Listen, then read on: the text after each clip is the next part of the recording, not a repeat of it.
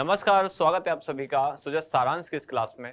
इस क्लास में हम पढ़ते हैं राजस्थान का करंट अफेयर्स, जिसका आधार होता है राजस्थान सरकार की सुजस पत्रिका। शुरुआत करते हैं हेडलाइंस के साथ। सबसे पहली जानकारी है मुख्यमंत्री की जापान यात्रा, जहां मधुर संबंधों को मिली मजबूती। मुख्यमंत्री गए हुए थे दक्षिण कोरिया और जापान की यात्रा पर।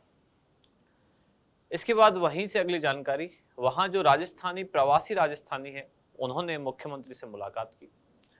संसदीय कार्य मंत्री ने मसूरिया स्थित बाबा रामदेव जी मंदिर में पूजा अर्चना की। सामान्य से कुछ जानकारियां, भारी बरसात से फसलों के नुकसान की गिरदावरी समय पर पूर्ण हो, ऐसा ऊर्जा मंत्री ने कहा। अजमेर से एक जानकारी, जहां विधानसभा अध्यक्ष ने जल भराव वाले क्षेत्रों का दौरा किया। राजस्थान में इस बार काफी अच्छी बारिश हुई, उसको देखते हुए अनुजा निगम के ऋण के लिए 31 अक्टूबर तक आवेदन किया जा सकता है। और श्री गंगानगर से जानकारी, जहां खाद्य मंत्री ने जन सुनवाई की। इसके बाद आगे है महिला एवं बाल विकास शासन सचिव ने आंगनवाड़ी केंद्रों का निरीक्षण किया, व्यवस्थाओं का जायजा लिया। अगले पेज पर हम बढ़ते हैं, जिसमें मुख्यमंत्री विदेश की यात्रा से दक्षिण कोरिया और जापान की यात्रा से वापस राजस्थान आए और राजस्थान के लोगों ने इनका स्वागत किया। उप मुख्यमंत्री दिया कुमारी ने राज्य स्तरीय हिंदी दिवस समारोह में कहा कि युवा वर्ग गर्व से हिंदी भाषा का प्रयोग करे।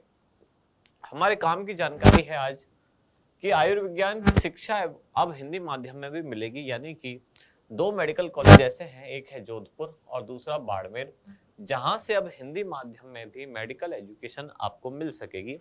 ये वैकल्पिक होगी, यानी कि स्टूडेंट चाहे तो हिंदी का विकल्प चुन सकता है और अगर वो चाहे तो इंग्लिश मीडियम का भी विकल्प चुन सकता है।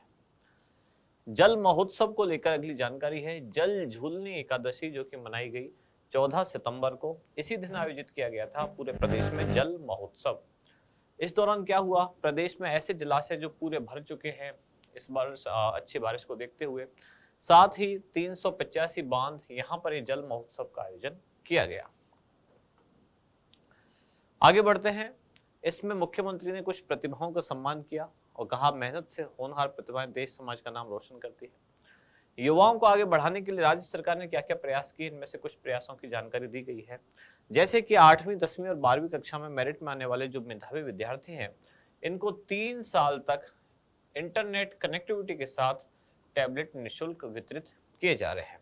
जैसे अगली जानकारी कि राज्य में 20 नए ITI और 10 पॉलिटेक्निक कॉलेज भी खोले गए हैं।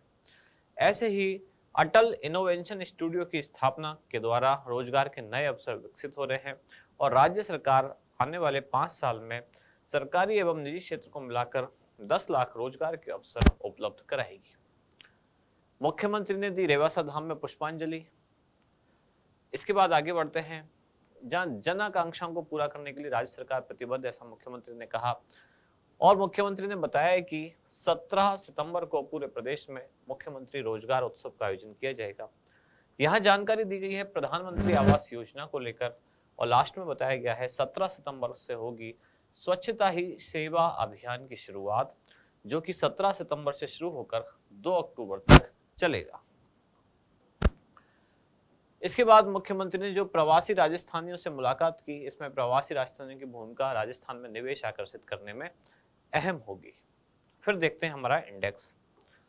सारी जानकारियां देखने के बाद 4 ऐसी जानकारियां हैं जो हमारे एग्जाम के लिहाज से खास हैं। पहली है हिंदी माध्यम में मेडिकल एजुकेशन की शुरुआत। दूसरी जानकारी जल महोत्सव 2024। तीसरी जानकारी है स्वच्छता ही सेवा अभियान और अंत में हम देखेंगे प्रधानमंत्री आवास योजना शहरी। शुरुआत करते हैं हिंदी माध्यम में मेडिकल एजुकेशन की शुरुआत।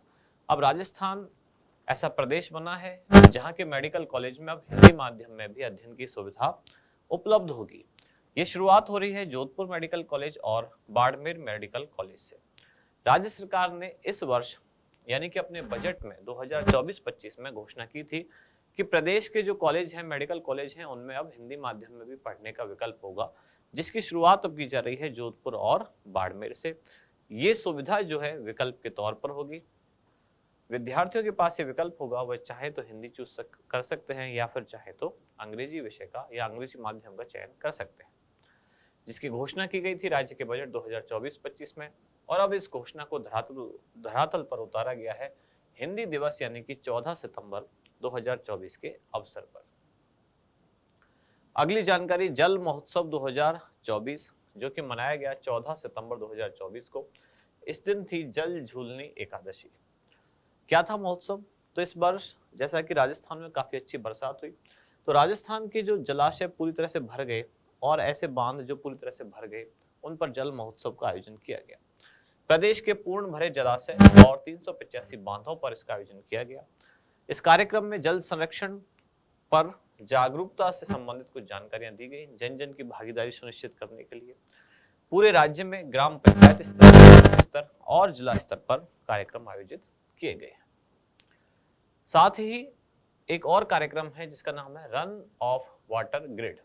जो क्या होगा, जैसे कि अगर ज्यादा बरसात के कारण जितना भी पानी है वो बहकर चला जाता है, उस पानी का अच्छा प्रबंधन किया जाए, भविष्य के लिए भी पानी को संरक्षित किया जाए, इसके लिए रन ऑफ वाटर ग्रिड की स्थापना की जाएगी, जिसके लिए कुल 30,000 करोड़ रुपए की लागत आएगी।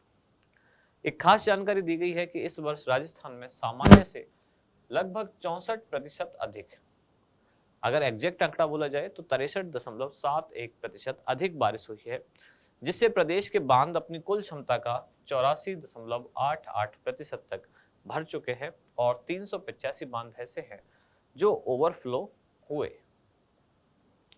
इसके बाद अगली जानकारी है स्वच्छता ही सेवा अभियान, जो कि 17 सितंबर से शुरू होकर 2 अक्टूबर 2024 तक चलेगा। यह अभियान 2 विभागों द्वारा चलाया जा रहा है, शहरों में स्वायत्त शासन विभाग और गांवों में पंचायती राज विभाग। शहरों में इसकी मॉनिटरिंग के लिए 5 सदस्यीय कमेटी का भी गठन किया गया है और इसमें शिक्षण संस्थानों, सामाजिक संगठनों की भूमिका सुनिश्चित की जाएगी। साथ ही वेस्ट टू आर्ट, यानी कि जो एकदम खराब प्रोडक्ट हैं उनसे कुछ कलात्मक चीजें बनाने की भी प्रदर्शनी लगाई जाएगी।